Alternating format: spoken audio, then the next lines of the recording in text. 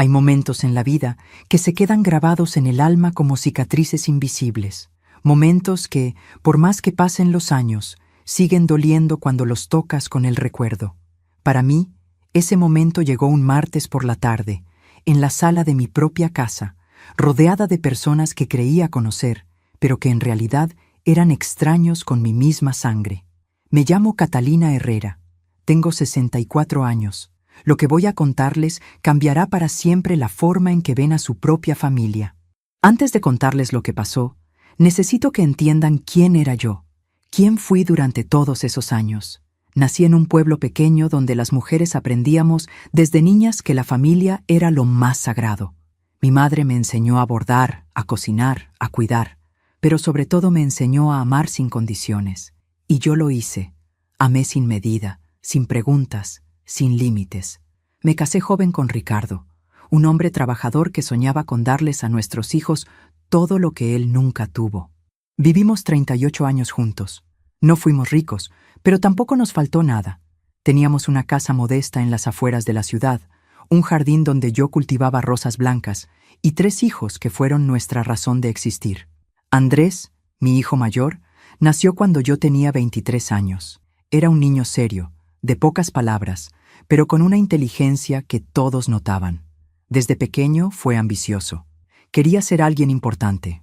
Estudió Derecho con una beca que conseguimos sacrificando vacaciones y lujos. Ricardo trabajaba doble turno en la fábrica. Yo daba clases particulares de costura para ayudar con los gastos. Todo valía la pena cuando lo veíamos estudiar hasta la madrugada, con esa determinación en los ojos. Después llegaron Lucía y Tomás. 3 hijos, 3 mundos diferentes. Pero Andrés siempre fue especial para mí, no porque lo quisiera más, sino porque sentía que necesitaba más de mi protección. Era el que menos abrazos pedía, el que guardaba sus emociones como quien guarda secretos peligrosos. Cuando Andrés se graduó, Ricardo lloró de orgullo. Recuerdo ese día como si fuera ayer, mi esposo de pie en la ceremonia, con su traje viejo pero impecable, aplaudiendo con esas manos curtidas por el trabajo. Yo llevaba un vestido azul que había cosido especialmente para la ocasión. Éramos felices con nuestra felicidad sencilla. Los años pasaron. Andrés se convirtió en un abogado exitoso. Se casó con Valeria, una mujer de familia acomodada que nunca me miró con cariño verdadero. Siempre sentí que para ella yo era solo la suegra pobre, la mujer sin estudios que no encajaba en sus reuniones elegantes. Pero callé. Una aprende a callar muchas cosas cuando ama. Ricardo murió hace 5 años, un infarto repentino que no le dio tiempo ni de despedirse. Esa mañana había desayunado conmigo, me había besado la frente como siempre, y por la tarde ya no estaba. El dolor fue tan grande que pensé que no iba a sobrevivirlo, pero sobreviví, porque eso es lo que hacemos las mujeres como yo, sobrevivimos. Después de la muerte de Ricardo, mi vida se volvió más silenciosa. Lucía se había mudado a otra ciudad por trabajo. Tomás vivía con su familia en un barrio cercano y me visitaba cada semana. Pero Andrés se distanció. Sus visitas se hicieron esporádicas. Siempre tenía una excusa: el trabajo, los compromisos, los viajes. Yo vivía sola en la misma casa donde habíamos criado a nuestros hijos. Una casa que ya me quedaba grande, llena de fotografías y recuerdos. Seguía cuidando el jardín de rosas blancas que Ricardo había plantado para mí. Cada flor que nacía era como una carta de amor que él me seguía enviando desde donde estuviera. El dinero nunca fue abundante, pero Ricardo había sido previsor. Tenía un seguro de vida modesto y algunos ahorros que había guardado en secreto durante años. Cuando murió, descubrí que había dejado exactamente $45,000 en una cuenta que yo desconocía. Una fortuna para nosotros, una pequeñez para otros. Ese dinero lo invertí sabiamente con ayuda de Tomás, quien trabajaba en un banco. No toqué ni un centavo. Lo dejé crecer. Era mi seguridad, mi tranquilidad para los años que me quedaban. Y en el fondo de mi corazón, también lo veía como algo que podría dividir entre mis 3 hijos cuando yo ya no estuviera. Una última herencia de su padre y mía. Los meses se convirtieron en años. Mi vida era tranquila, casi monótona. Iba a misa los domingos, cuidaba mi jardín, leía novelas que me prestaban en la biblioteca del barrio. Veía a mis nietos cuando sus padres me los traían. Eran mi alegría, mi razón para seguir sonriendo.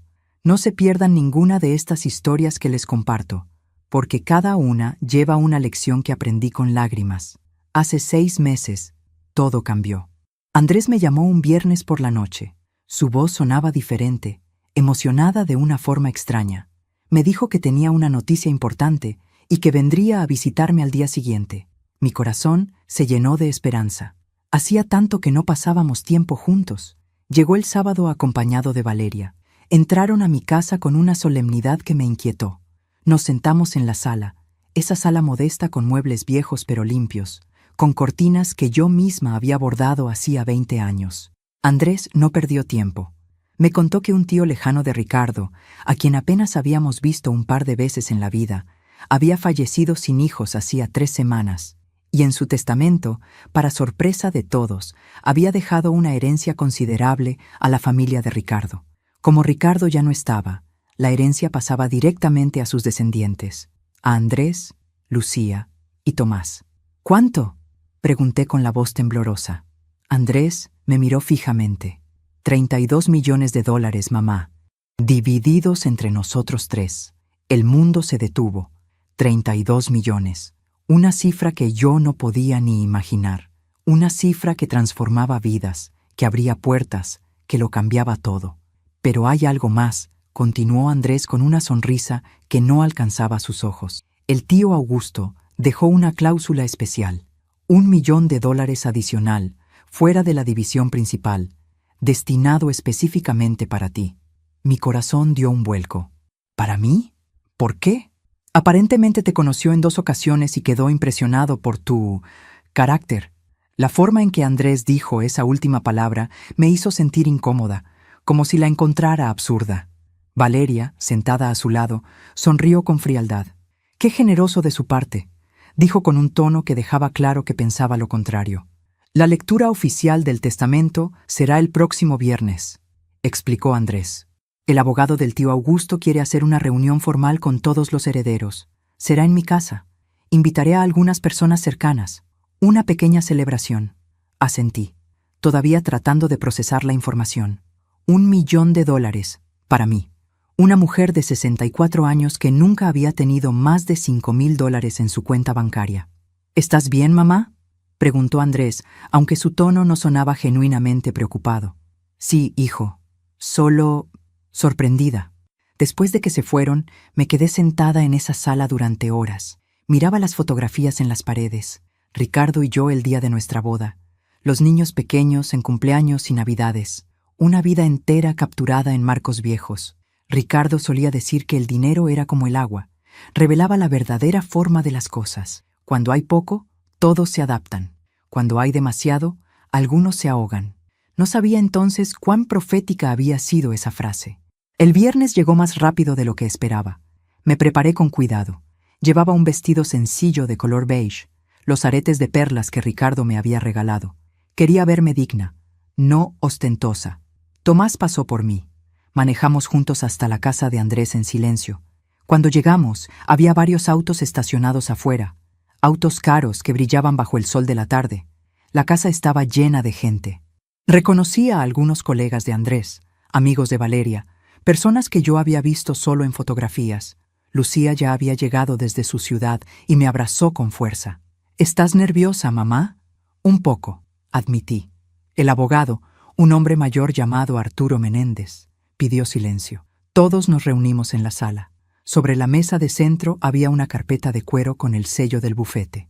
«Buenas tardes», comenzó con voz profesional. «Estamos aquí para la lectura oficial del testamento del señor Augusto Herrera, fallecido el día 18 del mes pasado. Como albacea designado, procederé a leer las disposiciones principales». Habló sobre aspectos legales, sobre impuestos, sobre procedimientos. Luego llegó al corazón del asunto. El señor Augusto Herrera dejó establecido que su patrimonio completo, valuado en $32 millones, sea dividido equitativamente entre los 3 hijos de su sobrino Ricardo Herrera, Andrés Ricardo, Lucía Isabel y Tomás Eduardo. Cada uno recibirá aproximadamente $10,600,000 después de impuestos. Hubo aplausos, felicitaciones. Valeria descorchó champán. Adicionalmente, continuó el abogado elevando la voz, existe una disposición especial. El señor Augusto dejó $1.000.000 adicional, fuera de esta división, destinado a la señora Catalina Morales, viuda de Herrera, en reconocimiento a su abnegación y dedicación familiar. Me entregó un sobre sellado. Esto es una carta personal que el señor Augusto escribió para usted. Todos me miraban. Tomás sonreía orgulloso.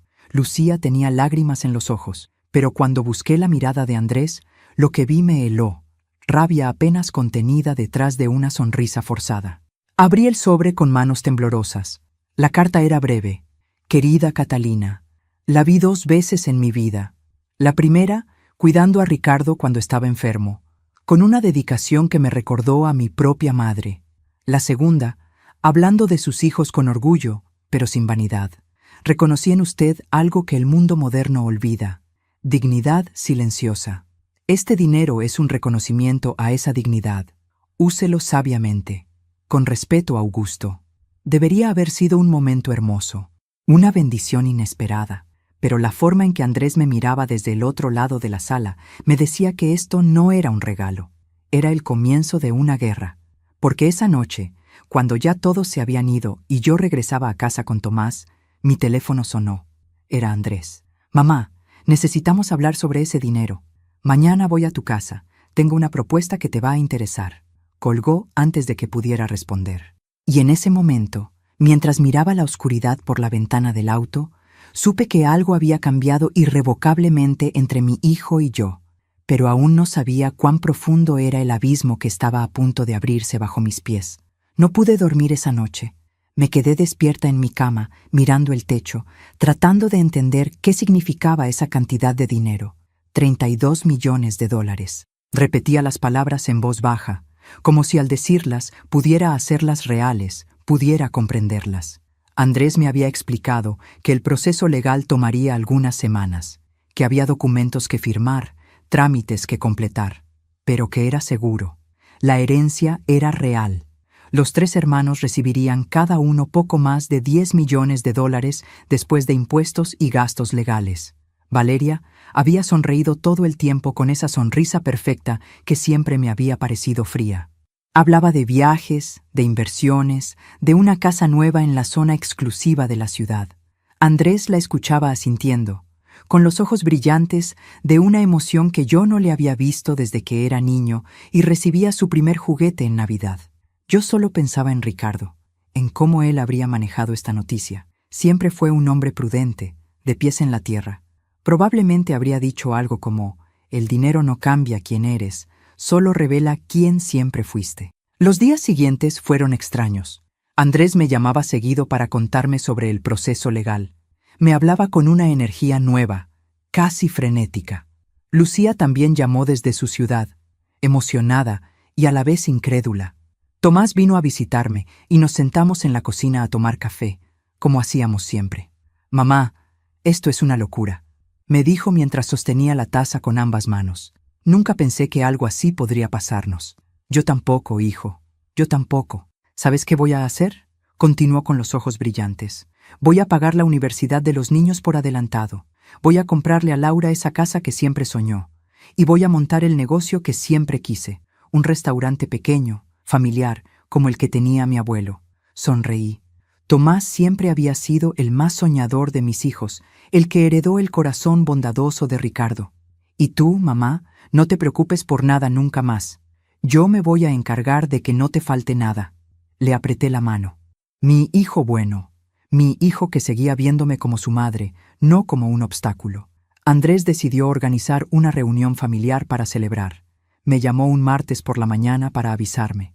Mamá, el viernes el abogado nos entregará los documentos finales. Quiero hacer una reunión en mi casa.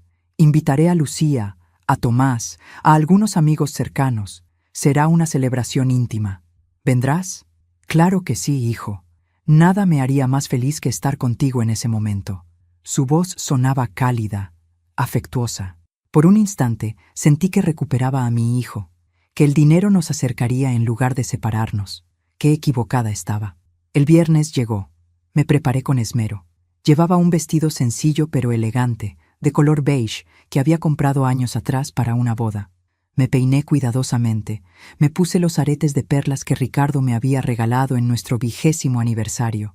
Quería verme bien, quería que Andrés se sintiera orgulloso de su madre. Tomás pasó por mí a las 5 de la tarde. Manejamos juntos hasta la casa de Andrés, una residencia grande en una zona que yo conocía poco. Cuando llegamos, había varios autos estacionados afuera, autos caros, relucientes. Parece que invitó a más gente de la que pensaba, comentó Tomás mientras buscaba dónde estacionar. Entramos. La casa era impresionante. Pisos de mármol, techos altos, lámparas de cristal. Valeria nos recibió con su sonrisa educada pero distante. «Catalina, qué bueno que llegaste. Pasa, pasa». Andrés está en la sala con el abogado y algunos invitados. La sala estaba llena. Reconocía a algunos, colegas de Andrés, amigos de Valeria, personas que yo había visto en fotografías, pero nunca en persona. Lucía ya había llegado y me saludó con un abrazo largo. Se veía cansada del viaje pero feliz. Andrés estaba de pie junto a un hombre mayor de traje oscuro, el abogado que manejaba el caso. Sobre la mesa de centro había una carpeta de cuero con documentos. «¡Mamá!». Andrés se acercó y me besó la mejilla. «Qué bien que estás aquí. En unos minutos vamos a hacer oficial todo esto». Me senté en un sofá junto a Lucía y Tomás. Valeria ofreció bebidas. Algunos invitados conversaban en voz baja, expectantes. Había una energía extraña en el ambiente, como electricidad antes de una tormenta. El abogado carraspeó para llamar la atención. «Buenas tardes a todos. Mi nombre es Arturo Menéndez y he sido el encargado de gestionar la herencia del señor Augusto Herrera. Como todos saben, esta es una situación poco común, pero muy afortunada para los herederos». Habló durante varios minutos sobre aspectos legales, sobre impuestos, sobre procedimientos. Yo apenas escuchaba. Mi mente divagaba. Miraba a Andrés, tan serio, tan adulto. Recordaba al niño que había sido, el niño que lloraba escondido cuando suspendía un examen, el niño que me abrazaba cuando tenía pesadillas. «Ahora bien», continuó el abogado, «procederé a leer los términos específicos del testamento y a entregar los documentos correspondientes a cada heredero». Abrió la carpeta, sacó varios papeles, comenzó a leer con voz monótona, profesional. El señor Augusto Herrera, en pleno uso de sus facultades mentales, dejó establecido que su patrimonio completo, valuado en $32.200.000, sea dividido equitativamente entre los 3 hijos de su sobrino Ricardo Herrera, fallecido. Lucía apretó mi mano. Tomás sonreía nervioso. Andrés estaba inmóvil, con los ojos fijos en el abogado. Los herederos son Andrés Ricardo Herrera Morales, Lucía Isabel Herrera Morales y Tomás Eduardo Herrera Morales. Cada uno recibirá la cantidad de $10.733.333 Hubo aplausos, risas, abrazos. Valeria descorchó una botella de champán. Los invitados felicitaban a Andrés efusivamente. Era un momento de júbilo puro. Pero entonces el abogado levantó la mano pidiendo silencio. «Hay una última cláusula que debo leer, una cláusula que el señor Augusto dejó específicamente establecida». El ruido cesó. Todos miraron al abogado con curiosidad, y en ese instante mi vida entera estaba a punto de romperse en pedazos. El abogado ajustó sus lentes y volvió a mirar el documento. Su rostro se había puesto serio, profesional, casi incómodo. La cláusula dice textualmente: «Es mi voluntad expresa que la señora Catalina Morales, viuda de Herrera, madre de los herederos principales, reciba en reconocimiento a su abnegación y sacrificio familiar la cantidad de $1.000.000, a ser entregados de manera inmediata y sin condiciones». El silencio fue absoluto. Yo no entendí al principio. Escuché las palabras, pero no las procesé. $1.000.000? ¿Para mí? ¿Por qué? Yo no era heredera directa. Yo ni siquiera conocía bien a ese tío lejano. Lucía fue la primera en reaccionar. «Mamá, es para ti», exclamó con lágrimas en los ojos abrazándome. Tomás también se levantó emocionado, con esa sonrisa amplia que iluminaba su rostro. «Lo mereces, mamá. Dios sabe que lo mereces». Pero mis ojos buscaron instintivamente a Andrés, y lo que vi me heló la sangre. Su rostro se había transformado. La alegría había desaparecido. Sus mandíbulas estaban apretadas. Sus ojos, esos ojos que yo conocía desde que los abrió por primera vez en este mundo, me miraban con algo que nunca antes había visto: rabia contenida. Valeria, a su lado, había palidecido. Su sonrisa perfecta se había convertido en una línea tensa. «Debe haber un error», dijo Andrés con voz controlada, dirigiéndose al abogado. «Mi madre no era parte de la familia directa de mi tío Augusto. Ella no tiene derecho legal a esa herencia». El abogado lo miró con calma profesional.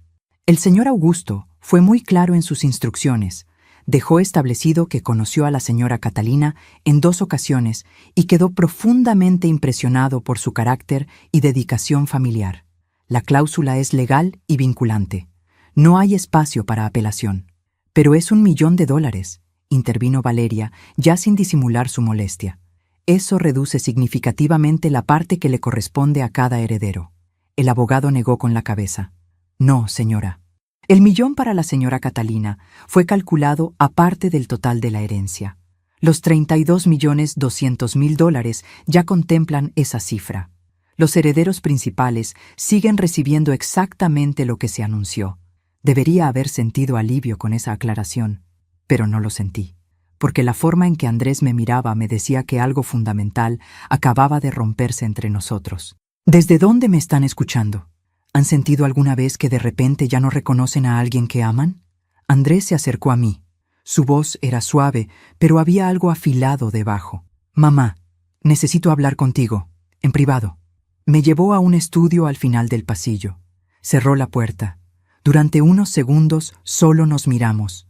Yo buscaba a mi hijo en esos ojos. Él parecía estar buscando algo muy diferente. «No voy a aceptar ese dinero», dije antes de que pudiera hablar. «Si te molesta, si te hace sentir incómodo, simplemente lo rechazaré. No lo necesito». «No se trata de eso, mamá», respondió, pero su tono decía lo contrario.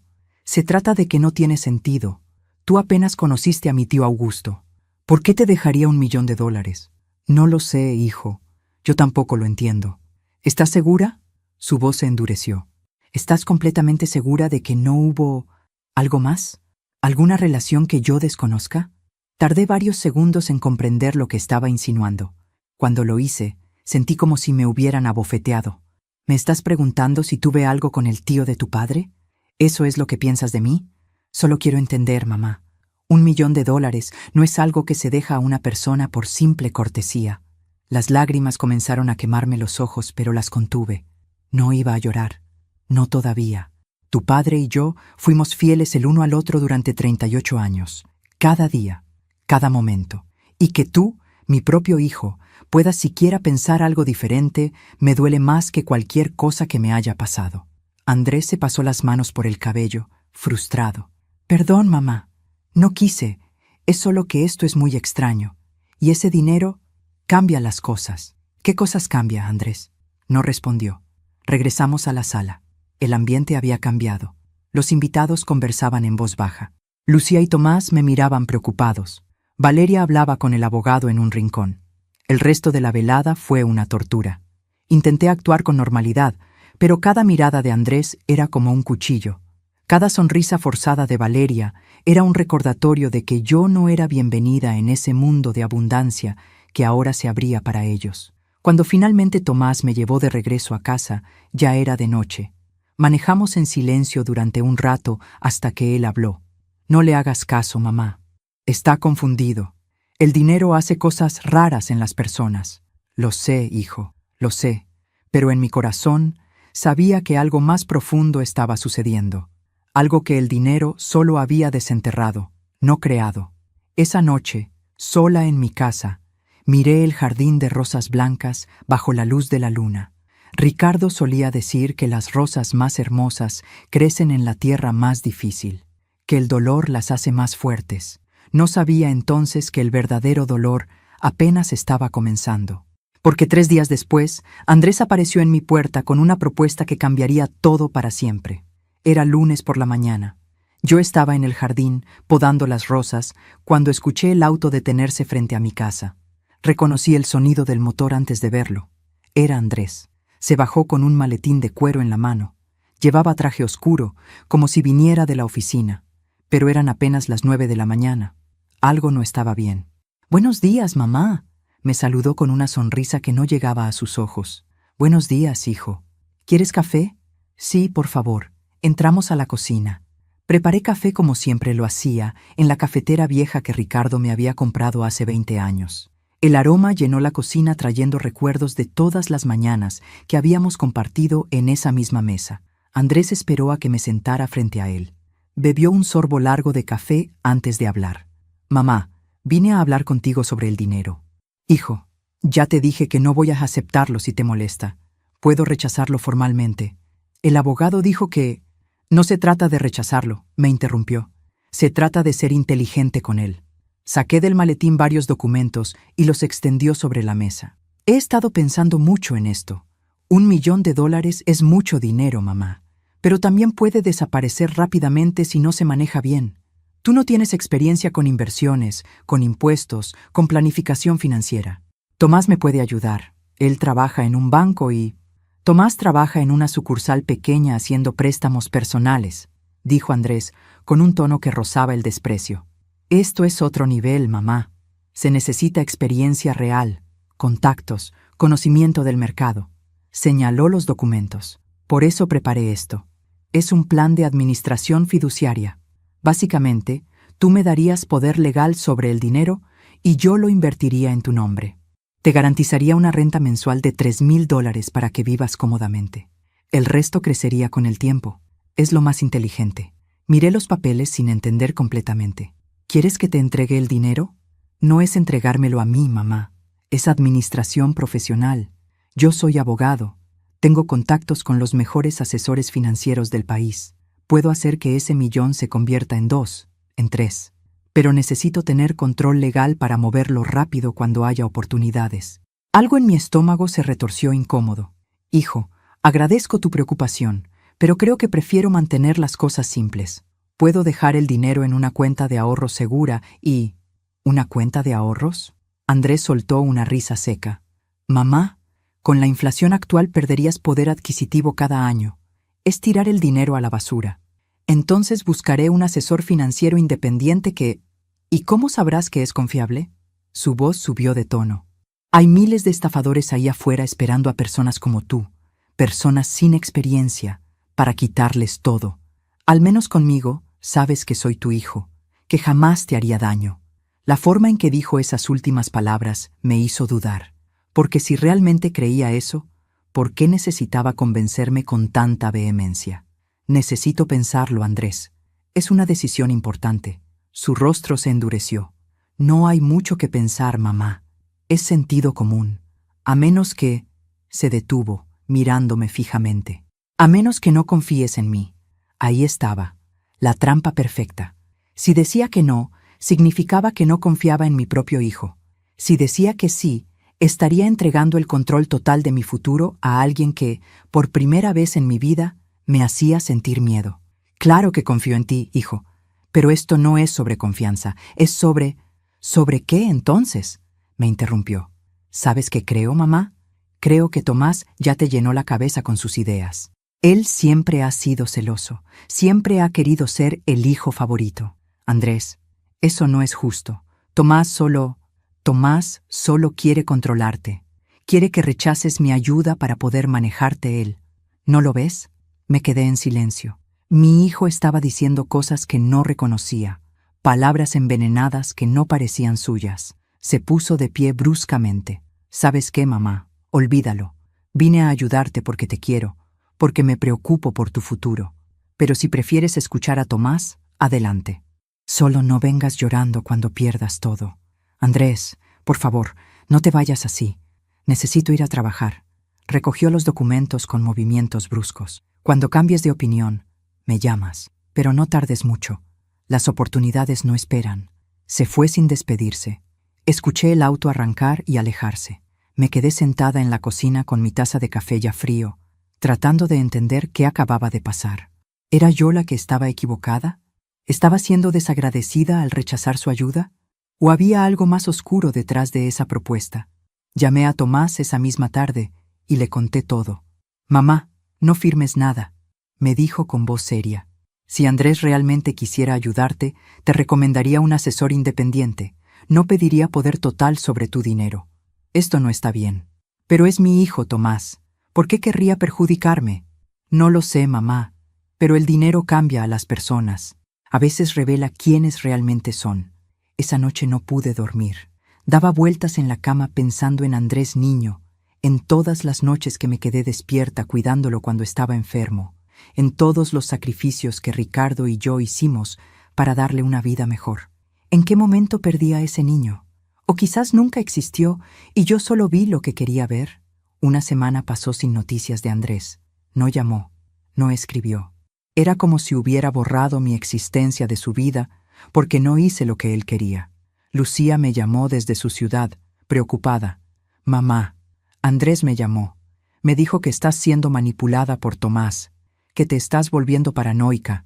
¿Qué está pasando? Le expliqué todo. Hubo un silencio largo al otro lado de la línea.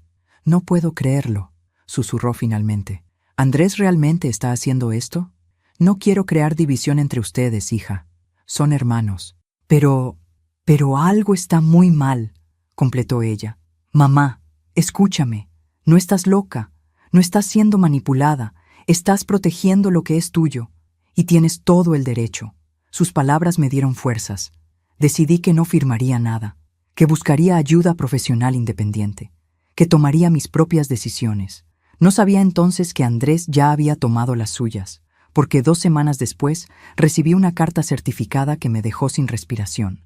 La carta llegó un miércoles. El cartero tocó la puerta y me pidió que firmara el recibo. Era un sobre grande, oficial, con el membrete de un bufete de abogados que yo no conocía. Mis manos temblaron al abrirlo.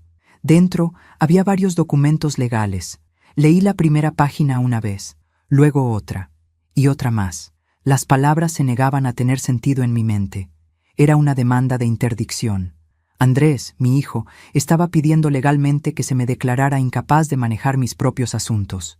Alegaba que yo sufría de deterioro cognitivo relacionado con la edad, que había mostrado signos de paranoia y comportamiento irracional, y que necesitaba un tutor legal que administrara mis bienes. Él se ofrecía, por supuesto, como ese tutor. La carta incluía declaraciones. Una de Valeria, atestiguando que me había visto confundida y desorientada durante la reunión de la herencia. Otra de una vecina que supuestamente había observado que yo hablaba sola en el jardín. Incluso había una nota de un médico que yo nunca había visitado, sugiriendo que a mi edad era común desarrollar problemas de memoria y juicio. Todo era mentira, todo era fabricado, pero estaba allí, en papel oficial, con firmas y sellos legales. Me senté en el sofá de la sala. El sobre cayó de mis manos. Por primera vez en 5 años, desde la muerte de Ricardo, lloré sin control. No lágrimas silenciosas, no llanto contenido. Fue un sollozo profundo que venía desde un lugar del alma que no sabía que existía. ¿Cómo había llegado hasta aquí? ¿Cómo el niño que había crecido en mi vientre, que había mamado de mi pecho, que había aprendido a caminar tomado de mis manos, podía hacerme esto? El dinero. Todo era por el dinero. No sé cuánto tiempo pasé así, llorando sola en esa sala llena de fotografías familiares que ahora parecían burlas crueles. Fotos de cumpleaños, de graduaciones, de navidades. En todas ellas, Andrés sonreía. En todas ellas, yo lo miraba con orgullo maternal. ¿Qué habrían hecho ustedes en mi lugar? ¿Cómo se lucha contra tu propia sangre sin destruirte en el proceso? El teléfono sonó. Era Tomás. Mamá, ¿estás bien? He estado llamándote toda la mañana. No pude responder. Solo lloré más fuerte. Voy para allá. No te muevas. Llegó 20 minutos después. Cuando le mostré los documentos, su rostro se transformó en algo que nunca le había visto. Furia pura. Esto es ilegal. Esto es abuso. Voy a hablar con Andrés ahora mismo y... No, hijo. Por favor, no quiero más peleas. ¿No quieres peleas? Su voz se quebró. Mamá, él está tratando de robarte, de quitarte tu dignidad, tu libertad. No podemos quedarnos callados. Pero es tu hermano. Un hermano no hace esto. Esto lo hace un extraño, un enemigo. Tomás se quedó conmigo el resto del día. Llamó a Lucía y le explicó la situación. Ella tomó el primer vuelo disponible. Para la noche, mis 2 hijos menores estaban conmigo en esa sala, planificando cómo defenderme de mi hijo mayor. Lucía contactó a un abogado amigo suyo, un hombre honesto llamado Fernando Salazar, que aceptó revisar mi caso sin cobrar por adelantado. «Señora Catalina», me dijo cuando nos reunimos al día siguiente, «esta demanda es débil. No hay evidencia real de deterioro cognitivo. Las declaraciones son circunstanciales en el mejor de los casos, pero va a ser doloroso, va a ser público. ¿Está preparada para eso? No tengo opción, ¿verdad? Siempre hay opciones. Podría ofrecerle a Andrés un arreglo, darle una parte del dinero a cambio de que retire la demanda. No. La palabra salió de mi boca con una firmeza que me sorprendió a mí misma. No voy a recompensarlo por intentar destruirme. No voy a enseñarle que la crueldad se premia. Si quiere pelear, pelearemos, pero con la verdad. Fernando asintió con respeto. Entonces empezaremos con evaluaciones médicas independientes. Necesitamos demostrar su plena capacidad mental. También buscaremos evidencia de que las declaraciones en su contra fueron fabricadas o manipuladas. Los siguientes días fueron un torbellino de citas médicas. Neurólogos, psicólogos, geriatras. Todos me hicieron pruebas, preguntas sobre fechas, sobre memoria, sobre capacidad de razonamiento. Fue humillante. A mi edad, tener que demostrar que no estaba loca, que podía tomar mis propias decisiones. Pero pasé todas las pruebas con resultados excelentes. Los médicos incluso comentaron que mi agudeza mental estaba por encima del promedio para mi edad. «Su hijo no tiene caso», me dijo Fernando después de revisar los resultados. «Cualquier juez verá que esto es una estrategia para controlar su herencia, no una preocupación genuina por su bienestar». Debería haberme sentido aliviada, pero solo sentía vacío. Una tarde, mientras esperaba en el consultorio de uno de los médicos, vi a Andrés. Él también estaba allí, probablemente reuniéndose con alguno de los profesionales que había contratado para apoyar su caso. Nuestras miradas se cruzaron en el pasillo. Hubo un momento suspendido en el tiempo donde todo pudo haber cambiado, donde él pudo haber venido hacia mí, pudo haber dicho, «Perdóname, mamá». No sé en qué estaba pensando, pero no lo hizo. Apartó la mirada y siguió caminando como si yo fuera una extraña. Esa noche, sola en mi casa, fui al cuarto que había sido de Andrés cuando era niño. Todavía conservaba algunas de sus cosas, trofeos de la escuela, fotografías, un viejo guante de béisbol que Ricardo le había comprado. Tomé el guante entre mis manos. Recordé el día que Ricardo le enseñó a atrapar la pelota en el jardín. Andrés tenía 8 años. Fallaba una y otra vez, pero no se rendía. Tenía esa determinación feroz que yo admiraba. Ahora esa misma determinación la usaba contra mí. «¿Qué te hice, hijo?», susurré en la oscuridad del cuarto vacío. «¿Qué hice mal para que me odies así?». No hubo respuesta, solo el silencio de una casa demasiado grande para una mujer demasiado sola. La fecha de la audiencia preliminar se fijó para 3 semanas después. Fernando me preparó cuidadosamente sobre qué esperar, qué decir, cómo comportarme. «Lo más importante», me dijo, «es mantener la calma. Andrés y sus abogados tratarán de provocarla, de hacerla parecer emocional o inestable. No caiga en la trampa. ¿Y si no puedo contenerme? ¿Y si veo a mi hijo sentado ahí, mintiendo sobre mí, y simplemente me derrumbo? Entonces nos aseguraremos de que ese derrumbe sea visto como lo que es. El dolor de una madre traicionada, no la inestabilidad de una mente enferma». Los días previos a la audiencia fueron los más largos de mi vida. No dormía, apenas comía. Lucía se quedó conmigo, cuidándome como si nuestros papeles se hubieran invertido y ahora ella fuera la madre. «Vas a estar bien, mamá», me decía cada noche. La verdad siempre gana. Yo quería creerle, pero había aprendido que la verdad y la justicia no siempre van de la mano, que a veces el que tiene más dinero, más conexiones, más poder, es el que gana sin importar quién tenga la razón. Y Andrés tenía más de todo eso que yo. La noche antes de la audiencia pasé horas mirando las fotografías familiares. Busqué alguna señal, alguna pista de cuándo había comenzado esta transformación. ¿Fue cuando se casó con Valeria? ¿Fue cuando empezó a ganar dinero? ¿O siempre estuvo ahí, escondido, esperando la oportunidad perfecta para salir? Quizás Ricardo lo había visto. Quizás por eso siempre fue más duro con Andrés que con los otros dos. No era crueldad, era preparación. Era intentar templar un carácter que él sabía que era débil. A las 3 de la mañana, finalmente me dormí en el sofá. Soñé con Ricardo. Estábamos jóvenes otra vez, en nuestra primera casa, con Andrés bebé en mis brazos. Cuídalo, me decía Ricardo. Va a necesitarte más que los otros. Lo haré, respondía yo en el sueño. Siempre lo haré. Desperté con lágrimas en el rostro. Afuera ya estaba amaneciendo. Era el día de la audiencia. Era el día en que tendría que enfrentar a mi hijo en una corte de justicia y demostrarle al mundo que yo no estaba loca, que la única locura era lo que el dinero le había hecho a él. La sala del juzgado era fría, no solo por el aire acondicionado que zumbaba constantemente, sino por esa frialdad que tienen los lugares donde se decide el destino de las personas. Paredes color crema, bancas de madera oscura y un olor a papel viejo y desinfectante. Llegué temprano con Fernando, Lucía y Tomás. Nos sentamos en las bancas del lado izquierdo. Yo llevaba un vestido azul marino sencillo, el cabello recogido, sin joyas excepto mi anillo de matrimonio. Fernando me había aconsejado verme digna, pero no ostentosa. Queremos que el juez vea a una mujer común, honesta, no a alguien que está peleando por dinero, me había explicado. Andrés llegó 15 minutos después. Venía acompañado de 2 abogados en trajes caros y de Valeria, que llevaba un vestido negro ajustado y tacones altísimos. Se sentaron en el lado derecho. En ningún momento me miró, pero yo no podía dejar de mirarlo. Buscaba a mi hijo en ese hombre de traje gris perfectamente planchado, con gemelos de oro en los puños, con ese aire de autoridad y confianza que había cultivado durante años. No lo encontré. El juez entró.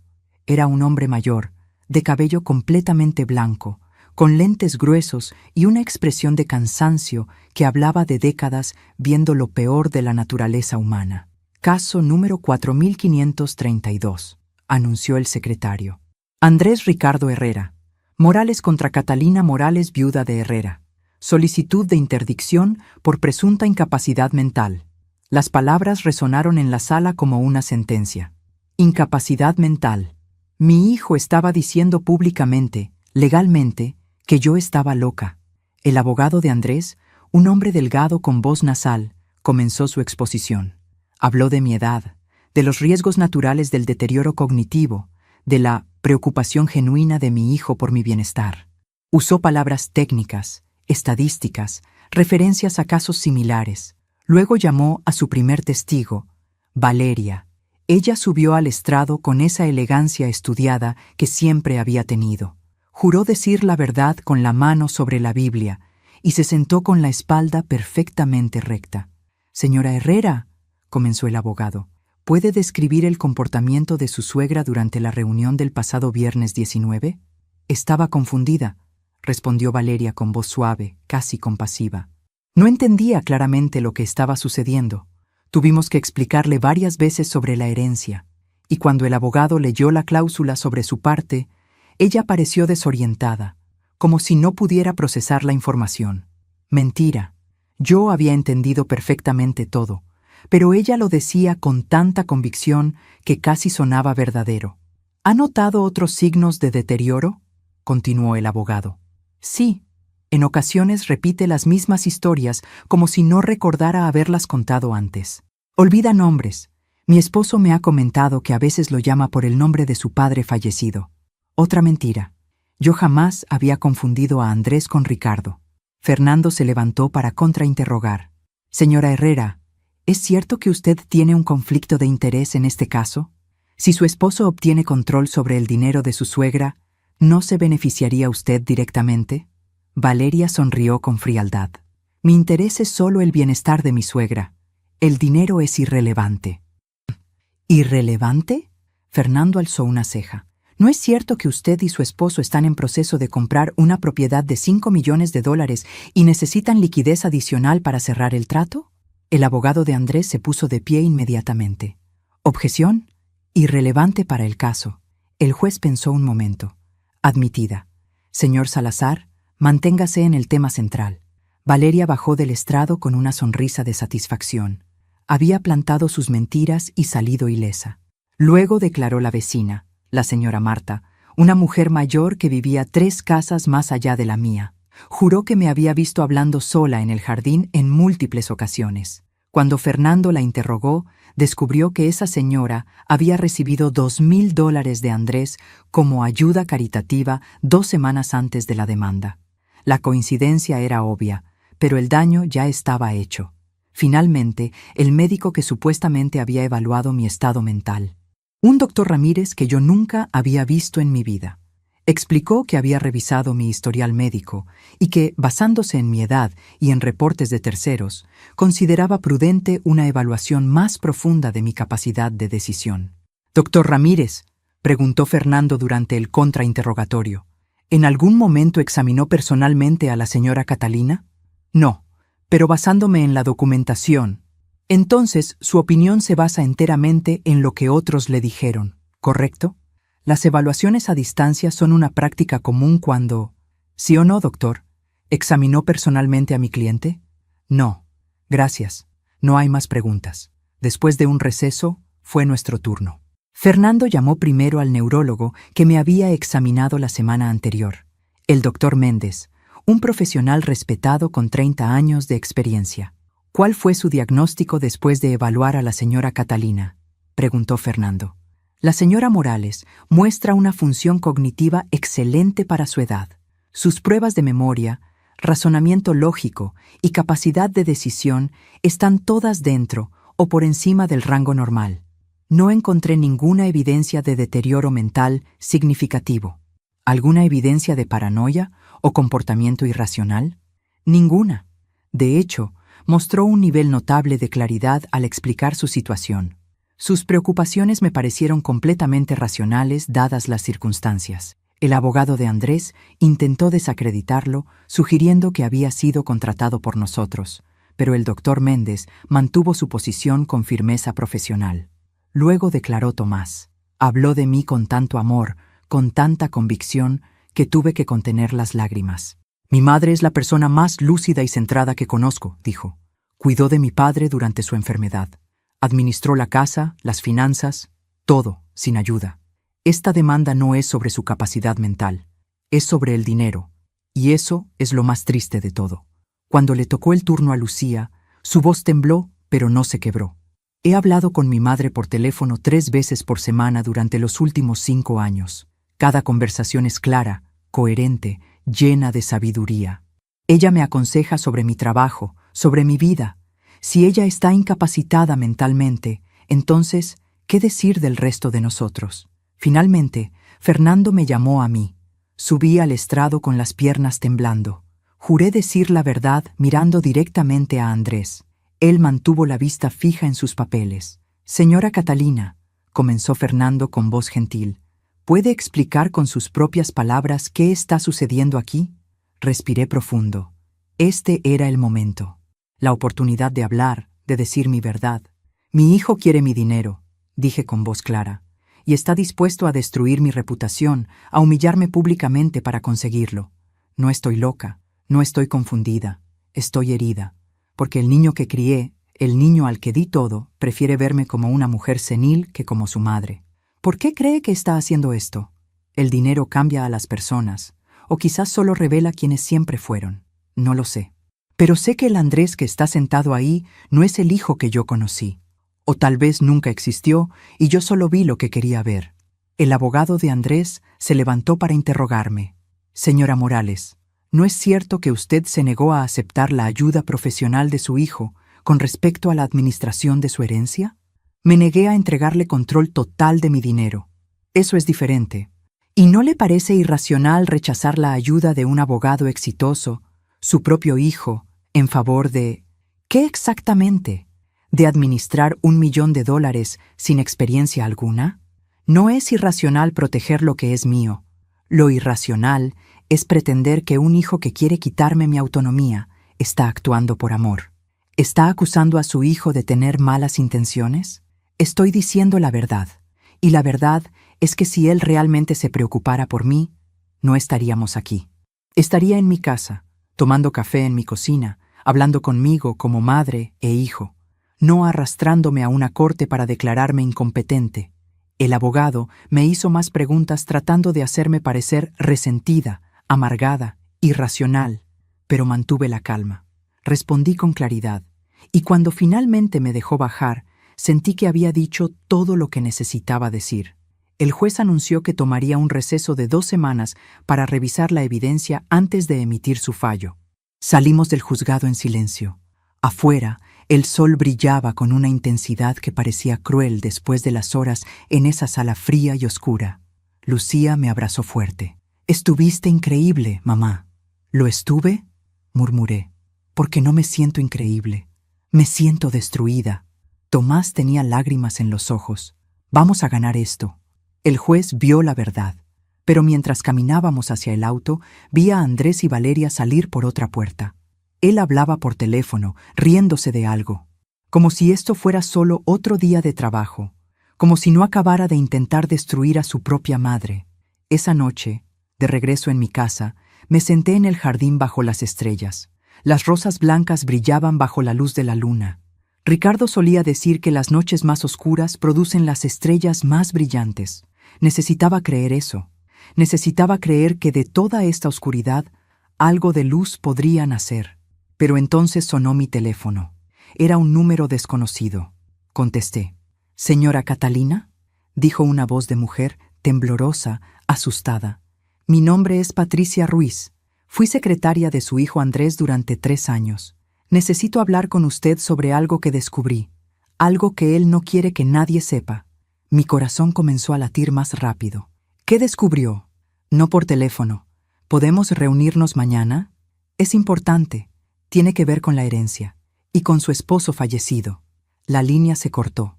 Me quedé sentada en la oscuridad, con el teléfono en la mano, tratando de entender qué podría tener que ver Ricardo con todo esto. Mi esposo había muerto hace 5 años. ¿Qué secreto podría seguir guardando que afectara el presente? Y más importante, ¿estaba lista para descubrirlo? Patricia Ruiz me dio la dirección de una cafetería pequeña en el centro de la ciudad. Me pidió que fuera sola, que no le dijera a nadie sobre nuestro encuentro. Su voz al teléfono había sonado asustada, casi desesperada. Llegué a las 10 de la mañana como habíamos acordado. La cafetería estaba casi vacía. Una mujer joven, de unos 35 años, con el cabello castaño recogido en una cola de caballo, me hizo una seña desde una mesa del fondo. Tenía ojeras profundas y las manos le temblaban alrededor de su taza de café. «Señora Catalina», susurró cuando me senté. «Gracias por venir». «¿Qué es esto que necesita decirme?». Miró alrededor nerviosa antes de sacar un sobre manila de su bolso. «Trabajé para Andrés durante 3 años. Era su asistente personal. Manejaba su agenda, sus documentos, sus llamadas, todo. Hace 2 meses me despidió sin explicación. Solo me dijo que ya no necesitaba mis servicios. Lo siento mucho, pero no entiendo qué tiene que ver eso conmigo». «Tiene todo que ver».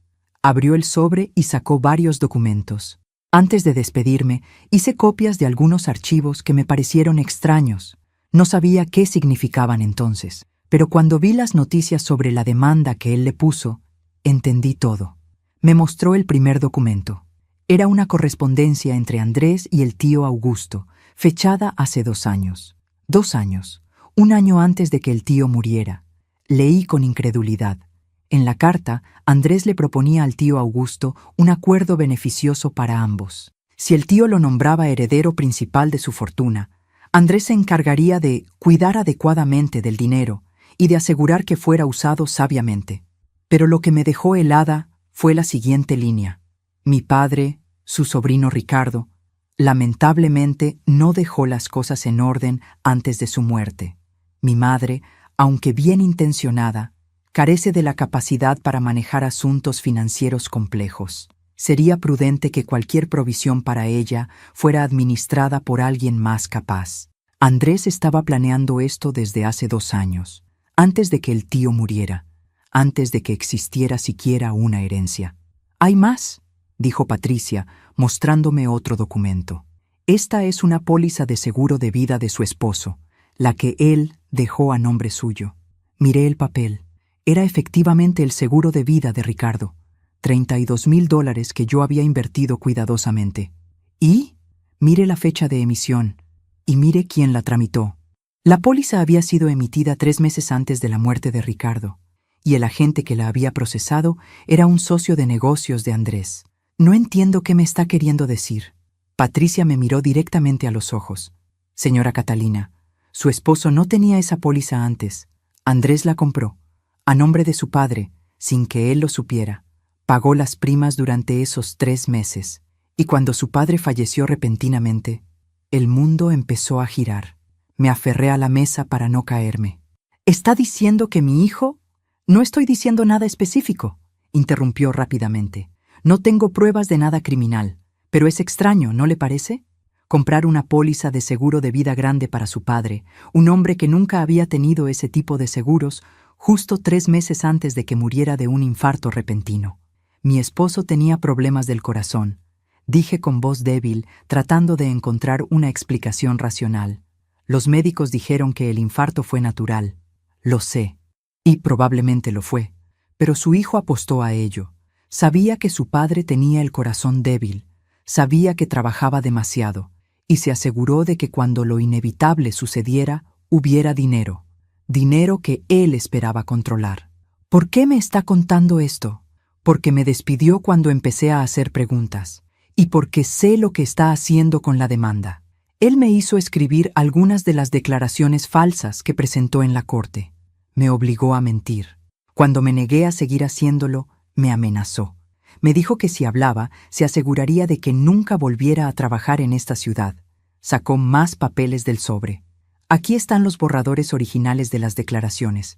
Puede ver mi letra, mis correcciones. Esto prueba que todo fue fabricado, que las acusaciones contra usted son falsas. Tomé los documentos con manos temblorosas. Era todo verdad. Había evidencia escrita de la manipulación, de las mentiras, del plan completo. ¿Por qué está arriesgándose a ayudarme? Porque tengo una madre. Y si alguien le hiciera a ella lo que Andrés le está haciendo a usted, esperaría que alguien fuera lo suficientemente valiente como para hablar. Nos quedamos en silencio. Yo trataba de procesar todo. Mi hijo había planificado esto durante años. Había manipulado, mentido. Probablemente hasta había deseado la muerte de su propio padre para beneficiarse del seguro.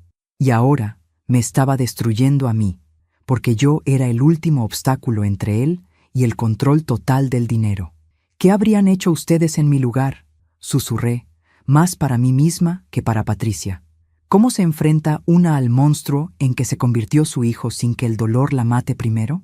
Patricia apretó mi mano. Con la verdad, siempre con la verdad. Guardé los documentos en mi bolso. Le agradecí. Le prometí que la protegería cuando todo esto saliera a la luz. Ella me abrazó antes de irse, susurrando, suerte en mi oído. Salí de la cafetería en estado de shock.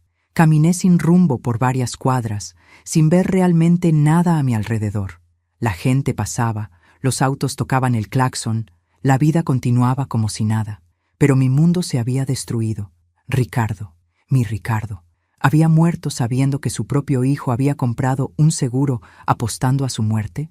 ¿O nunca lo supo? ¿Murió en paz? ¿O murió con la sospecha de que algo no estaba bien? ¿Y yo? ¿Había sido tan ciega? ¿Tan ingenua?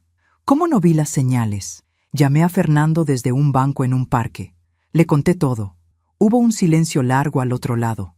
Esto cambia todo, dijo finalmente. Con esta evidencia, no solo ganamos el caso de interdicción. Podríamos presentar cargos por fraude, por falsificación de documentos, por... No quiero venganza. Lo interrumpí. Solo quiero que esto termine, que me dejen en paz. Catalina, con el debido respeto, ya no se trata solo de usted. Su hijo cometió varios delitos. Patricia es testigo. La evidencia es clara. Esto tiene que llegar a las autoridades. Sabía que tenía razón. Pero la idea de ver a Andrés no solo derrotado en la corte civil, sino potencialmente enfrentando cargos criminales, me desgarraba. Seguía siendo mi hijo, el niño que había cargado en mi vientre, el bebé que había amamantado, el pequeño que lloraba cuando tenía pesadillas, y solo yo podía calmarlo. ¿En qué momento ese niño se había convertido en esto? Esa tarde, Tomás y Lucía vinieron a mi casa. Les mostré los documentos. Lucía lloró. Tomás se puso pálido de furia. «Voy a matarlo», dijo, y tuvo que repetirse inmediatamente. «No, perdón, no quise decir eso. Es solo que... ¿Cómo pudo? ¿Cómo pudo hacer esto a papá? ¿A ti?» «El dinero», respondí con voz cansada. «Siempre fue por el dinero». «No», dijo Lucía secándose las lágrimas. «No es solo el dinero. Es poder, es control. Es querer ser importante sin importar a quién tenga que destruir en el camino». Fernando presentó los nuevos documentos ante el juez de manera urgente. Solicitó una audiencia inmediata. El juez, después de revisar la evidencia, accedió. La audiencia se programó para 2 días después. Esas 48 horas fueron eternas. Apenas dormí. Cuando lo hacía, soñaba con Ricardo. En los sueños, él trataba de decirme algo importante, pero yo no podía escucharlo. Se alejaba, se desvanecía, y yo me quedaba sola gritando su nombre. El día de la audiencia, la sala estaba más llena que la primera vez. Algunos periodistas habían llegado después de que se filtrara información sobre la evidencia nueva. El caso de una madre luchando contra su hijo codicioso era el tipo de historia que atraía atención. Andrés entró con su equipo de abogados. Por primera vez, vi miedo en sus ojos. Sabía que algo había cambiado. El juez llamó al orden. He revisado la nueva evidencia presentada por la defensa. Es profundamente perturbadora. Señor Herrera, miró directamente a Andrés. ¿Tiene algo que decir antes de que tome mi decisión? Andrés se puso de pie. Durante un momento pensé que se disculparía, que admitiría todo, que volvería a ser mi hijo. Pero cuando habló, su voz era fría, calculadora. Su señoría, esos documentos fueron obtenidos ilegalmente por una exempleada descontenta. No tienen validez legal. Y en cuanto a las acusaciones sobre la póliza de vida de mi padre, simplemente estaba siendo previsor. No hay nada criminal en asegurar el futuro de la familia. El juez lo miró por un largo momento. Luego negó con la cabeza. Señor Herrera, en mis 30 años en este tribunal he visto muchas cosas, pero pocas tan descaradas como esta. La demanda de interdicción queda desestimada. Su madre es completamente capaz de manejar sus propios asuntos. Más aún, estoy ordenando una investigación oficial sobre las irregularidades presentadas. Y le advierto, si descubro que ha cometido fraude procesal, enfrentará consecuencias severas. Golpeó el mazo. Había ganado. La pesadilla legal había terminado. Pero cuando miré a Andrés, vi algo en su rostro que me llenó de terror. No era derrota. No era arrepentimiento, era odio puro, y supe, en ese instante, que esto estaba lejos de terminar. Porque un hijo que es capaz de destruir a su madre en una corte es capaz de cualquier cosa. Y esa noche, cuando regresé a mi casa y encontré la puerta forzada, mi sala destrozada y una nota sobre la mesa que decía «Esto es solo el comienzo», supe que la verdadera batalla apenas comenzaba. Llamé a la policía inmediatamente. Llegaron 20 minutos después, 2 oficiales que recorrieron mi casa con linternas tomando fotografías y notas. Los muebles estaban volcados, los cojines del sofá rajados. Las fotografías familiares que habían colgado de las paredes durante décadas estaban rotas en el suelo, los vidrios hechos añicos como mi corazón. Pero lo peor fue el jardín. Alguien había arrancado todas mis rosas blancas, cada una de ellas. Las había dejado tiradas sobre la tierra, marchitándose, muriendo. El jardín que Ricardo había plantado para mí, el último pedazo vivo de nuestro amor, destruido. Me senté en el escalón de la entrada mientras los policías trabajaban, incapaz de llorar. Ya no me quedaban lágrimas, solo había un vacío enorme, frío, que se extendía dentro de mí como una herida que nunca cerraría. «Señora Morales», dijo uno de los oficiales acercándose, ¿tiene idea de quién pudo haber hecho esto? ¿Algún enemigo? ¿Alguien que tenga razones para querer hacerle daño? Miré la nota que sostenía en una bolsa de evidencia. Esto es solo el comienzo. La letra era impersonal, probablemente impresa, pero yo sabía quién estaba detrás. Mi hijo, susurré. El oficial pareció incómodo. ¿Su hijo? ¿Está segura de eso? Estamos en medio de una batalla legal. Él acaba de perder en la corte. Y ahora esto. ¿Quién más podría ser? Entiendo, pero sin pruebas directas, sin testigos, es difícil. Lo sé. Él es abogado. Sabe exactamente cómo hacer esto sin dejar evidencia. Los oficiales se quedaron otra hora. Tomaron la nota, las huellas, prometieron investigar. Pero sus ojos me decían lo que yo ya sabía. Sin pruebas concretas, no había nada que pudieran hacer. Cuando finalmente se fueron, llamé a Tomás. Llegó corriendo, con Laura y los niños. Lucía también vino. Entre todos empezamos a limpiar, a recoger los pedazos, literal y figurativamente. «Vas a quedarte con nosotros», declaró Tomás mientras levantaba un marco roto. «No es seguro que estés aquí sola». «Esta es mi casa», respondí con una firmeza que no sentía. «No voy a dejar que me saque de aquí también». «Mamá, por favor». «No, Tomás, ya perdí demasiado. No voy a perder mi hogar. Es lo único que me queda de tu padre». Lucía me abrazó en silencio. Entendía. Ella siempre había entendido que a veces la batalla no es solo por ganar, sino por no perder lo último que te define. Esa noche, después de que todos se fueran, instalé nuevas cerraduras en todas las puertas. Cerré las cortinas. Me senté en la cocina con una taza de té que no podía beber, escuchando cada ruido de la casa, cada crujido, cada susurro del viento. Tenía miedo, un miedo profundo, visceral, que no había sentido en toda mi vida. Porque una cosa es enfrentar a un extraño, a un criminal. Pero, ¿cómo te proteges de tu propia sangre? ¿Cómo duermes sabiendo que alguien que salió de tu cuerpo quiere destruirte? Los días siguientes fueron una pesadilla silenciosa. Fernando presentó una denuncia formal contra Andrés por el allanamiento, pero sin pruebas directas era solo mi palabra. Andrés lo negó todo, por supuesto. Dijo que él también había sido víctima de robos recientemente, insinuando que quizás yo estaba fabricando evidencia para desprestigiarlo. La investigación sobre el fraude procesal avanzaba lentamente. Las autoridades revisaban documentos, interrogaban a Patricia, examinaban cada detalle. Pero estos procesos toman tiempo. Meses, quizás años. Mientras tanto, yo vivía en un estado constante de alerta. Cada llamada desconocida me hacía saltar. Cada auto que se detenía frente a mi casa me llenaba de pánico. Dejé de salir excepto para lo esencial. El mundo se había convertido en un lugar peligroso, donde mi propio hijo acechaba en las sombras. Una tarde, 2 semanas después del allanamiento, recibí una llamada de Valeria. Su voz era dulce, casi preocupada. «Catalina, soy yo. Sé que las cosas han estado difíciles. Quería saber si estás bien». «¿Por qué me llamas, Valeria?» «Porque a pesar de todo, eres la madre de mi esposo. Y creo que todo esto se ha salido de control. Andrés no está bien. Está obsesionado con esto. Apenas duerme, apenas come. ¿Y qué quieres que haga yo al respecto? Quiero que hablemos. Tú, yo y Andrés. Como familia. Quizás podamos encontrar una solución que funcione para todos. Sin abogados, sin cortes. Solo nosotros». Cada instinto me decía que no, que era una trampa. Que Valeria nunca había sido mi amiga y no empezaría a hacerlo ahora. Pero había una parte de mí, esa parte maternal que nunca muere sin importar cuánto te lastimen, que quería creer, que quería pensar que todavía había esperanza, que mi hijo podía volver a mí. «¿Dónde?», pregunté finalmente. «En nuestra casa, este sábado a las 3 de la tarde. Solo nosotros 3. Te prometo que será civilizado». Acepté.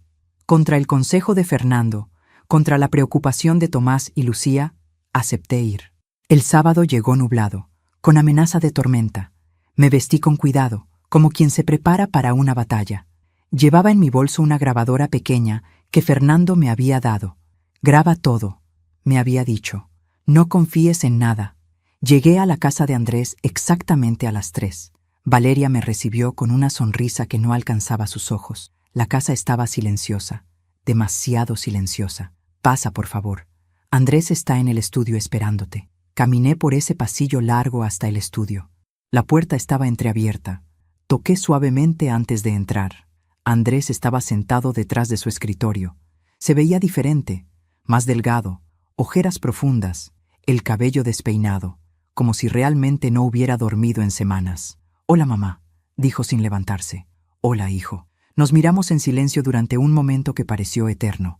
Busqué en sus ojos algo, Cualquier cosa que me dijera que el niño que había amado seguía ahí dentro. Valeria dice que querías hablar, dije finalmente. Sí, quiero que esto termine, mamá. Estoy cansado. Tú estás cansada. Todos estamos cansados. Entonces retira la investigación. Déjame en paz. Y todo terminará. No es tan simple. Ya se abrió una investigación oficial. No puedo detenerla aunque quisiera. Podrías decir la verdad, admitir lo que hiciste. Se rió sin humor. ¿La verdad? ¿Cuál verdad, mamá? ¿Que trabajé toda mi vida para salir de la pobreza en la que crecimos? ¿Que me sacrifiqué, estudié, me partí el lomo para ser alguien? Y ahora, cuando finalmente tengo la oportunidad de asegurar mi futuro, de darle a mi familia lo que merecen, ¿tú te interpones en mi camino? Yo no me interpuse en nada. Tú fuiste el que... Tú rechazaste mi ayuda. Su voz se elevó. Cuando vine a ofrecerte administrar tu dinero, cuando quise protegerte, me rechazaste. Me hiciste quedar como un monstruo frente a Tomás y Lucía. Yo no quería tu protección. Quería mi libertad, mi dignidad. ¿Dignidad? Se puso de pie, sus manos apretadas sobre el escritorio. ¿Sabes cuántas veces de niño fui a la escuela con zapatos rotos porque no había dinero para unos nuevos? ¿Cuántas veces escuché a otros niños burlarse de mí porque mi ropa era de segunda mano? ¿Y sabes por qué pasaba eso, mamá? Tu padre trabajaba todo lo que podía. Yo también. Hacíamos lo mejor que... No era suficiente, nunca fue suficiente. Y juré que cuando tuviera la oportunidad, nunca volvería a pasar por eso, que tendría todo lo que se me negó. Y ahora que lo tengo al alcance de la mano, ¿quién aparece? Mi propia madre, con su $1.000.000 que ni siquiera sabe qué hacer con él, bloqueando mi camino. Finalmente lo vi, finalmente entendí. Todo este tiempo había pensado que era el dinero lo que lo había cambiado, pero no.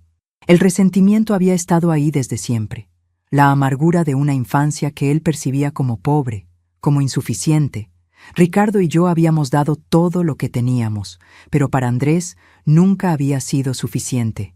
Hijo, dije con voz suave, casi rota, si te fallamos, si no te dimos lo que necesitabas, lo siento, pero hicimos lo mejor que pudimos con lo que teníamos, y te amamos, siempre te amamos. El amor no paga universidades, el amor no compra respeto, el amor no te da poder, no, pero te da algo que el dinero nunca podrá, paz. Y tú, mi hijo, no tienes paz. Puedo verlo en tus ojos, estás vacío por dentro, y ninguna cantidad de dinero va a llenar ese vacío. Se quedó callado. Por un momento, solo por un momento, vi una grieta en su armadura. Vi al niño asustado que una vez fue, al niño que lloraba en la oscuridad. Pero entonces Valeria entró a la habitación. ¿Ya terminaron de hablar?, preguntó con tono dulce pero firme, y la grieta se cerró. Andrés volvió a hacer la máscara fría que había aprendido a usar. Sí, dijo. Terminamos. Me levanté para irme. En la puerta me detuve y me volteé. Una última cosa, Andrés. Tu padre te amó. Cada día de su vida trabajó pensando en ti, en tus hermanos. Sacrificó su salud, su tiempo, su vida, para que ustedes tuvieran oportunidades. Y si estuviera aquí ahora, viendo lo que te has convertido, se rompería el corazón. Pero no está aquí, ¿verdad, mamá? Está muerto. Y los muertos no opinan sobre cómo vivimos. Salí de esa casa sabiendo que había perdido a mi hijo para siempre, que el Andrés que yo había conocido, si alguna vez existió, se había ido. Y en su lugar quedaba un extraño con su rostro, con su voz, pero sin su alma. Manejé de regreso a casa bajo la lluvia que finalmente había comenzado a caer. El cielo lloraba las lágrimas que yo ya no podía derramar. Pero cuando llegué y vi a Tomás y Lucía esperándome en mi puerta, preocupados, amorosos, supe algo fundamental. Había perdido un hijo, pero todavía tenía 2, y ellos valían todo el dolor del mundo. Esa noche, mientras revisaba la grabación de la conversación con Andrés, escuché algo que me había perdido en el momento. Al final, cuando ya me iba, había susurrado algo tan bajo que apenas se escuchaba. Perdóname, mamá. Tan bajo que quizás ni él mismo se dio cuenta de que lo había dicho. Y en ese susurro casi inaudible, encontré la verdad que había estado buscando todo este tiempo. Ese susurro se convirtió en mi obsesión durante las siguientes semanas. Lo escuchaba una y otra vez en la grabación. Perdóname, mamá. 3 palabras que significaban que en algún lugar, enterrado bajo capas de resentimiento y ambición, todavía quedaba algo del niño que había amado. Pero la vida no se detiene mientras uno busca respuestas. La investigación oficial sobre el fraude procesal avanzaba. Patricia había testificado formalmente, presentando toda la evidencia que me había mostrado.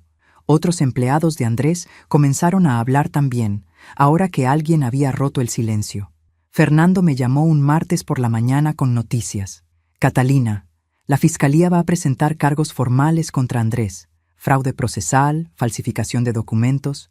Podría enfrentar hasta 5 años de prisión si lo declaran culpable. Mi corazón se apretó. 5 años. Mi hijo en una cárcel durante 5 años. ¿Hay alguna forma de evitarlo? Pregunté con voz débil. Podría llegar a un acuerdo. Confesar, devolver el dinero que gastó en la demanda falsa, aceptar servicio comunitario, suspensión de su licencia de abogado por un tiempo. Pero tendría que admitir públicamente lo que hizo. Y tendría que disculparse. ¿Crees que lo hará? Honestamente no lo sé. El Andrés que conocí en esa corte es demasiado orgulloso para admitir derrota. Pero yo conocí a otro Andrés, el que había susurrado, «Perdóname», cuando pensaba que nadie lo escuchaba, y decidí hacer algo que quizás era una locura. Le escribí una carta, a mano, en el papel de carta que guardaba para ocasiones especiales. Me tomó toda una tarde encontrar las palabras correctas. Andrés, hijo mío, sé que nunca fuimos lo que esperabas. Sé que nuestra pobreza te avergonzaba, que nuestros límites te frustraban. Y lamento profundamente si en algún momento te hicimos sentir que no eras suficiente tal como eras. Pero necesitas entender algo fundamental. El dinero que tanto anhelas no va a llenar el vacío que sientes. Todavía hay tiempo, hijo. Todavía puedes elegir quién quieres ser. Tu padre te está mirando desde donde esté, y yo, a pesar de todo, sigo siendo tu madre. Y las madres nunca dejan de amar, incluso cuando el amor duele tanto que crees que va a matarte. La puerta de mi casa siempre estará abierta para ti, pero tienes que atravesarla como el hombre que realmente eres, no como la máscara que has aprendido a usar. Con amor eterno, mamá. La envié por correo certificado a su oficina. No esperaba respuesta, solo necesitaba que supiera que todavía había un camino de regreso si lo quería tomar. Pasaron 3 semanas sin noticias. Luego, una mañana, Fernando me llamó con urgencia. «Catalina, necesitas venir a mi oficina. Ahora. Ha pasado algo». Llegué en 30 minutos. Fernando estaba en su escritorio con varios documentos frente a él y una expresión grave. «Siéntate», dijo. «Esto va a ser revelador». Me senté, el corazón latiéndome fuerte. La investigación descubrió algo que cambia todo. Algo que Andrés ocultó deliberadamente cuando actuó como albacea del testamento de su tío Augusto. ¿Qué cosa? El testamento que se leyó en aquella reunión era legítimo. Los montos, las distribuciones, todo era correcto. Pero había documentos adicionales, anexos al testamento. Documentos que Andrés, como albacea, tenía la obligación legal de presentar y nunca lo hizo. Me pasó una carpeta gruesa. Estos son los documentos que Patricia encontró en los archivos de Andrés. Son las instrucciones completas del tío Augusto sobre cómo debía manejarse la herencia. Abrí la carpeta. El primer documento era una carta larga del tío Augusto dirigida a sus herederos. «Queridos sobrinos, les dejo esta fortuna no como un fin, sino como un medio. Durante mi vida trabajé arduamente y acumulé riqueza, pero me di cuenta demasiado tarde de que el dinero sin propósito es solo papel. Por eso establezco las siguientes condiciones para esta herencia. Los 32 millones que les dejo deben usarse de la siguiente manera. 20 millones serán destinados a crear la Fundación Educativa Ricardo Herrera, en honor a mi sobrino fallecido. Esta fundación otorgará becas completas a estudiantes de familias de bajos ingresos. Los 12 millones restantes se dividirán entre ustedes 3, pero con una condición. Deberán trabajar juntos en la administración de la fundación durante un mínimo de 5 años, demostrando que pueden honrar la memoria de su padre con unidad familiar y servicio comunitario. Si alguno se niega a participar, perderá su parte, que será redistribuida entre los otros 2. El millón adicional para Catalina Morales es incondicional, en reconocimiento a su carácter y dedicación. Confío en que ella lo usará sabiamente. Las lágrimas comenzaron a caer por mi rostro. Andrés sabía esto, dije con voz temblorosa. Sí, confirmó Fernando. Como albacea, recibió todos estos documentos del notario del tío Augusto. Tenía la obligación legal de compartirlos con todos los herederos, pero deliberadamente los ocultó. ¿Por qué? Porque si presentaba las instrucciones completas, no recibiría 10 millones para él solo. Recibiría solo 4 millones y tendría que dedicar 5 años de su vida a trabajar en una fundación para familias pobres. Exactamente el tipo de vida que él había pasado décadas tratando de dejar atrás. Me mostró más documentos. Hay más. Aquí hay emails entre Andrés y el tío Augusto de hace 2 años, cuando el tío todavía estaba vivo. Andrés le escribió varias veces pidiéndole que lo nombrara albacea del testamento. Le dijo que él era el único con experiencia legal suficiente para manejar un patrimonio tan grande. Leí los emails con horror creciente. Andrés había cultivado una relación con el tío específicamente para posicionarse como albacea.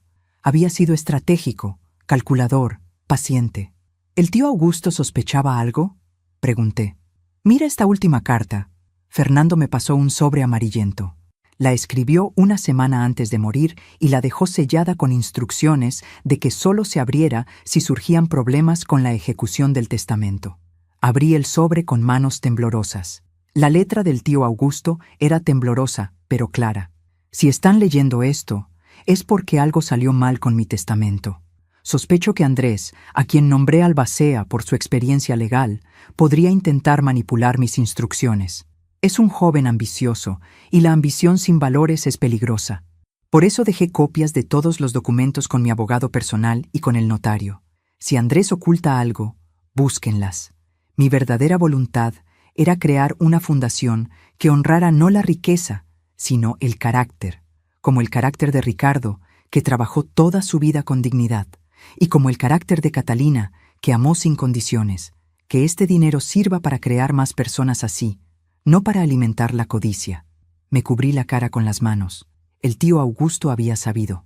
Había visto en Andrés exactamente lo que yo me había negado a ver durante tanto tiempo. Catalina, dijo Fernando suavemente, esto es fraude testamentario. Es un delito federal grave. Andrés no solo ocultó información, sino que como albacea tenía una posición de confianza que violó deliberadamente.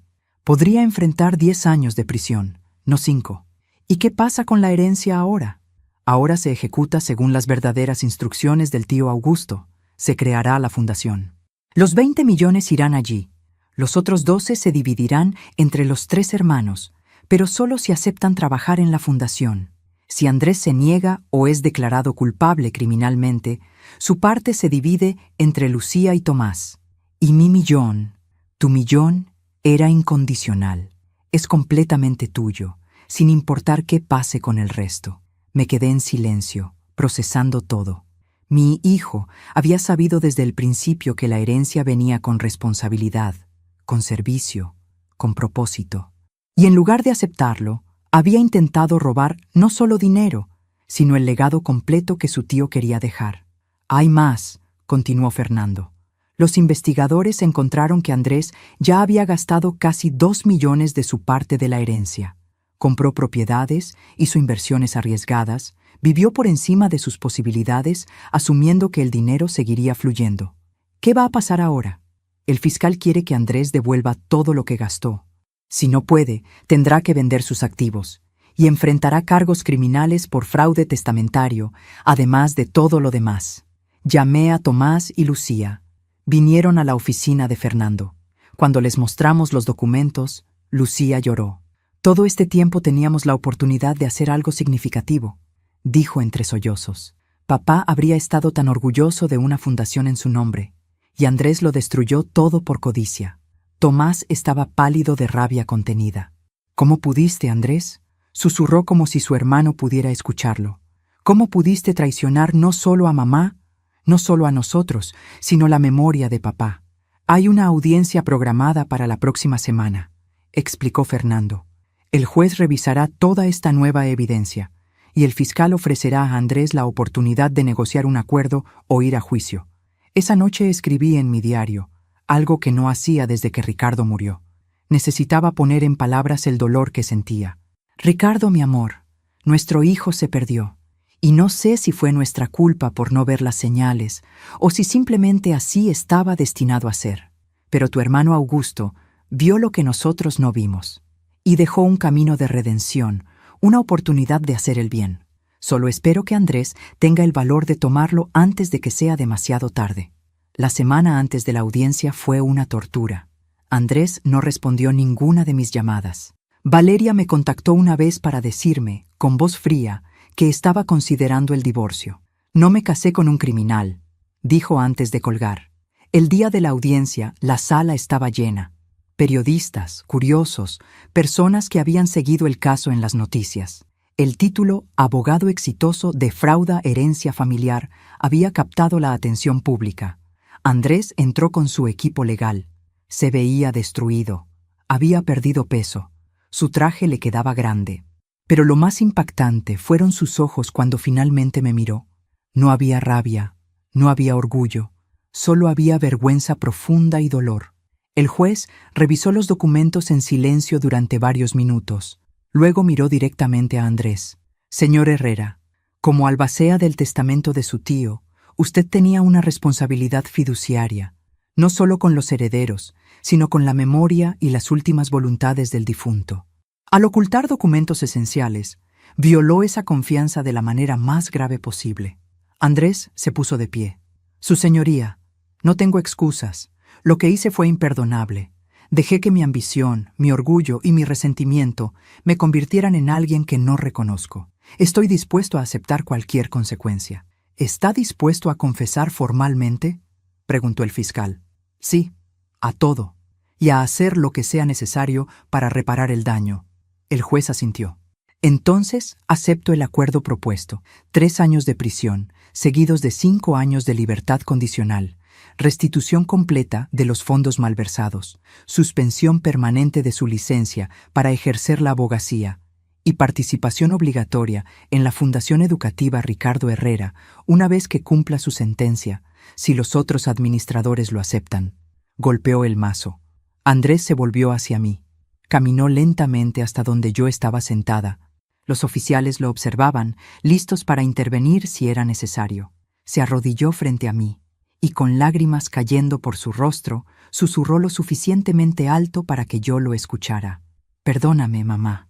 El tío Augusto vio lo que yo no podía ver, que el verdadero regalo no era el dinero, sino la oportunidad de honrar a papá.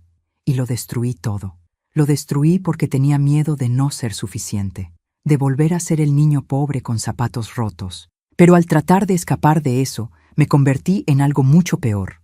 Puse mi mano en su cabeza, como cuando era pequeño y tenía pesadillas. Ya no se trata de perdonarte, hijo. Se trata de que aprendas a perdonarte a ti mismo y de que honres la memoria de tu padre de la forma que él habría querido.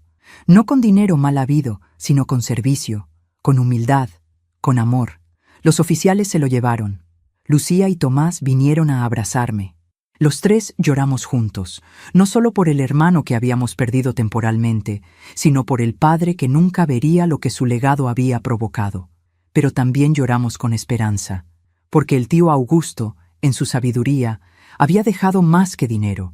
Había dejado un camino de redención, una oportunidad de transformar la codicia en generosidad, el resentimiento en servicio. Y mientras salíamos de esa corte hacia la luz del día, supe que aunque el camino sería largo y doloroso, todavía había esperanza para mi hijo, porque el amor verdadero no es nunca rendirse, es creer en la posibilidad de transformación incluso cuando todo parece perdido. Y yo, Catalina Herrera, madre de 3 hijos, viuda de un hombre bueno, nunca dejaría de creer en esa posibilidad. Nunca. 1 año y medio ha pasado desde aquel día en la oficina del fiscal. 1 año y medio de silencio, reflexión y reconstrucción. No fue fácil, la sanación nunca lo es, pero a veces las heridas más profundas son las que nos enseñan las lecciones más importantes. Andrés cumplió 8 meses de su sentencia antes de ser transferido a un programa de trabajo comunitario por buen comportamiento. Lo visité 2 veces durante ese tiempo. No hablamos mucho. Nos sentábamos frente a frente en esa sala fría de visitas, sosteniéndonos las manos a través de la mesa, y eso era suficiente. A veces el silencio dice más que 1000 palabras. La Fundación Educativa Ricardo Herrera se estableció oficialmente 6 meses después de que se resolvió el caso. Tomás, Lucía y yo trabajamos juntos en su creación. Decidimos que otorgaría becas completas a estudiantes de familias de bajos ingresos, que demostraran no solo excelencia académica, sino también carácter moral y compromiso con sus comunidades. Lucía dejó su trabajo en la ciudad y se mudó de regreso para dirigir la fundación a tiempo completo.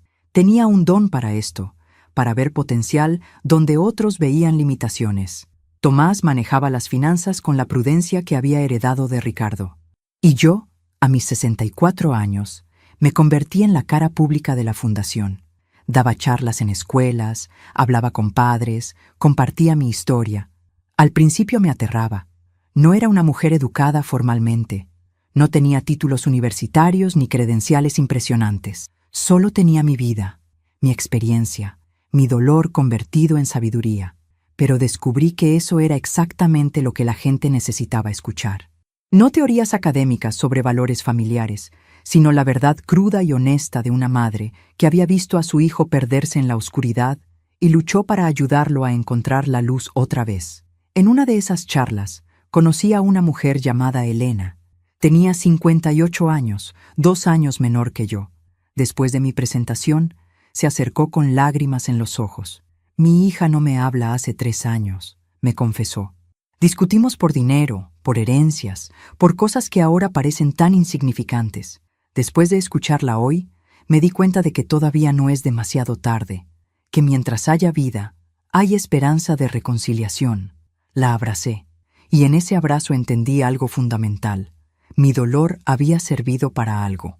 Mi historia, por devastadora que fuera, tenía el poder de sanar a otros, de darles esperanza cuando la habían perdido.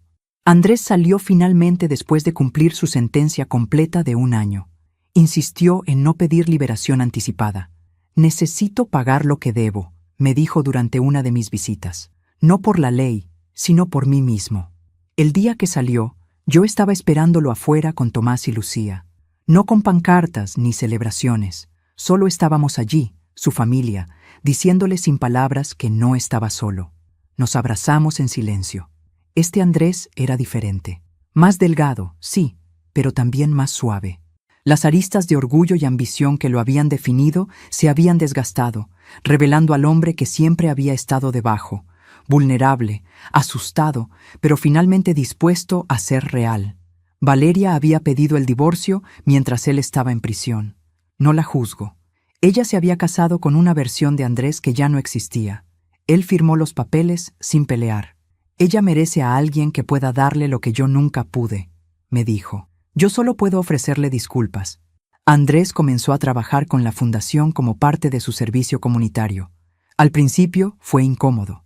Ver a sus hermanos dirigir algo que él había tratado de destruir fue humillante.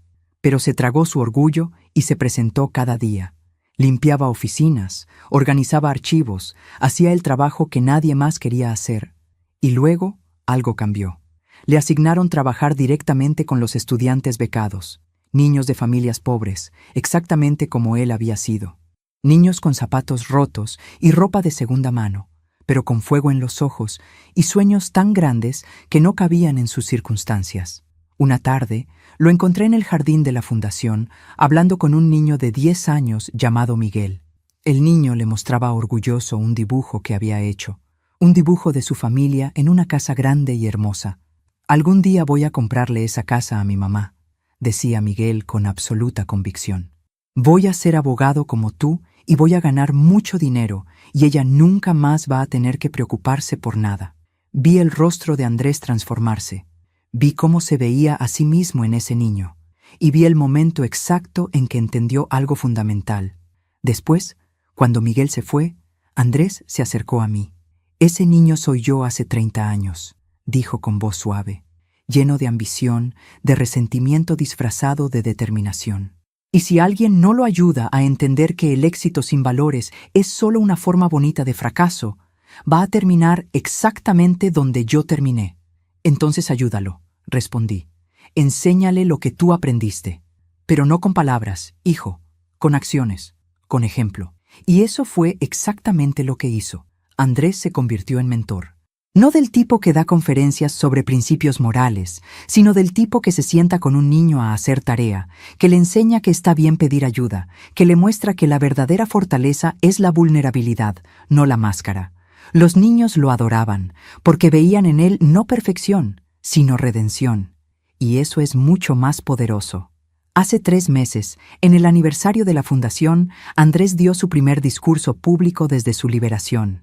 Habló honestamente sobre sus errores, sobre la codicia que lo había consumido, sobre el dolor que había causado, y terminó diciendo algo que me hizo llorar de orgullo.